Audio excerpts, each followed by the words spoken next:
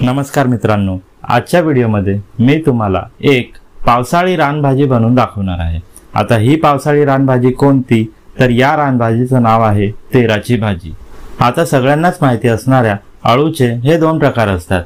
त्यापैकी एक अळू काळा असतो तर एक अळू सफेद असतो। जो सफेद अळू असतो त्याला आपण तेराची भाजी असं म्हणत असतो। आता तुमच्याकडे त्याला काय म्हणतात ते तुम्ही मला कमेंट मध्ये नक्की सांगा। तर आज हीच तेराची भाजी मी आणलेली आहे। पप्पू दादानी ती आम्हाला त्यांच्या घराच्या आसपास असणाऱ्या जंगलामधून ती काढून दिलेली आहे। तर मित्रांनो, थोड्याशा वेगळ्या पद्धतीने ही भाजी आज मी बनवून पाहणार आहे। शक्यतो या तेराचं फदफद केलं जातं। फदफद म्हणजे पातळ भाजी। त्याशिवाय काही भागांमध्ये या अळूची अळूवडी सुद्धा करतात, पण आम्ही अळूवडी करताना ती काळ्या अळूची करत असतो, कारण काळ्या अळूची अळूवडी ही खाताना फारच टेस्टी लागते। तर आज मी तुम्हाला या तेराची थोडीशी वेगळ्या पद्धतीची भाजी बनवून दाखवणार आहे। तर आजचा व्हिडिओ फारच इंटरेस्टिंग होणार आहे। जर तुम्ही चॅनलवरती नवीन असाल तर चॅनलला सबस्क्राईब करून बेल आयकॉनवरती क्लिक करा। तर वेळ न घालवता आजच्या या रेसिपीला आपण सुरुवात करूया।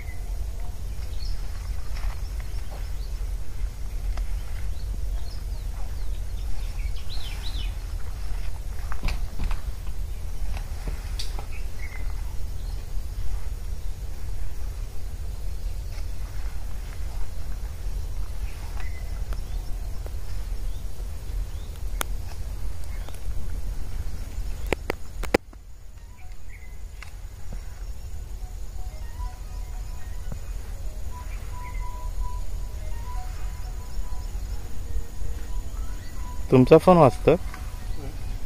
फोन तुमचा वाजतो?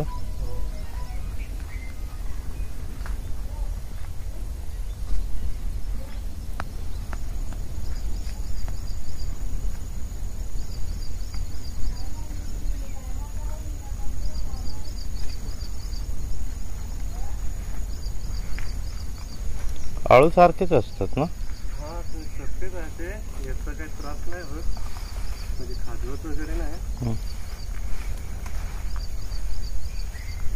एकदम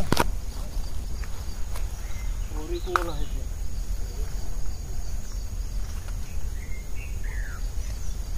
तुम्ही डायरेक्ट टाकून बघा कसे काय करायचं, डाळीत टाकायचं?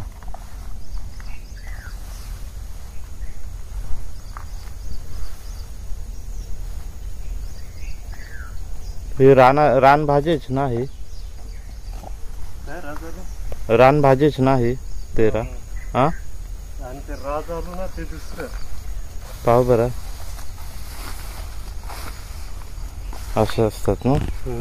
सफेद, अख्खं सफेद, आणि हे सगळे सफेद। ही सगळ्याशी भेटत नाही ना कुठे। असे सोलायचे। हा हा, मग तसं सोलू ना, सोलू ना। हा, चालेल, काढू असं, चालेल ना।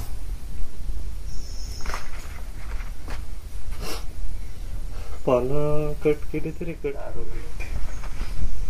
शहरामध्ये काय भेटतं? शहरामध्ये काय नाही। ये कट करा, हा, एक कट करून हे याचं हे आहे ना, फूल आहे ना? फूल आहे। कट करून फक्त देठ घ्यायचे, सोलून ते पण। हे जरा याच्यात ना बियासारखे असतील ना, काढून टाका। बिया लावून टाकतो काढून। जेवलं काय? सकाळीच कुठं जेवण? इथे बांधून देऊ ना।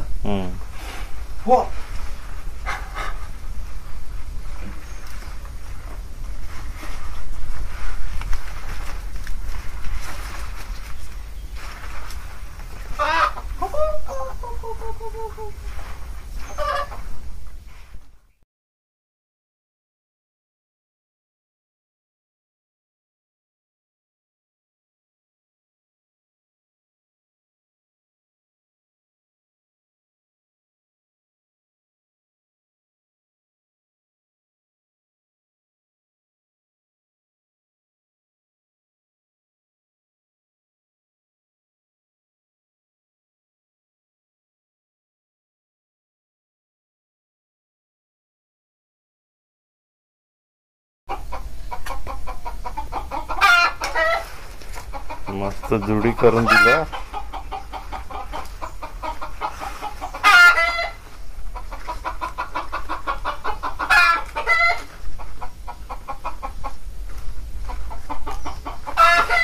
अजून एक काम राहिलं.